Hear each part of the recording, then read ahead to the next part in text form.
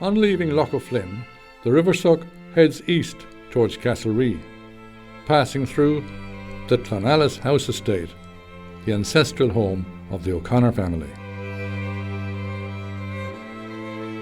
Well, the River Suck plays a central part in the O'Conor history, I think, and their, if you like, their place in this environment.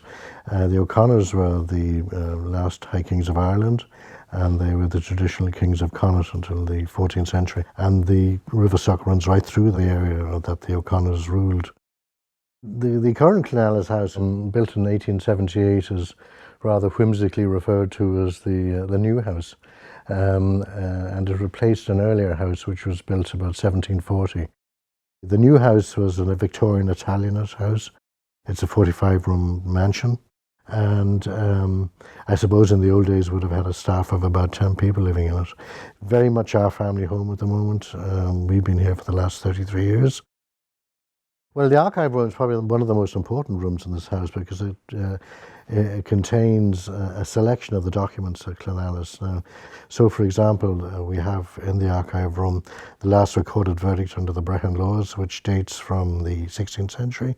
Now, Carolyn's harp is perhaps a centrepiece of importance, if you like, in the archive room. O'Carolyn lived between 1674 and 1738. So we have 4 bedrooms. 4 of our main bedrooms here are given over to guests who in the spring and summer period can enjoy Clonalis to its fullest extent, and Marguerite prepares excellent food for them, utilising the produce that we produce in Clonalis. And we've utilised the Georgian courtyard, which is attached to the old Clonalis house, and turned it into 4 self-catering cottages. The Suck begins to deepen and widen as it makes its way to the re-instated, historically significant bridge at Castlecoote House. Well, we're standing here in front of what's left of the original bridge, which was constructed around 1620 by Coote. Coote was granted here after Kinsale. Charles Coote, he was one of the prominent commanders in Kinsale. Strategically, it was a low crossing point over the river.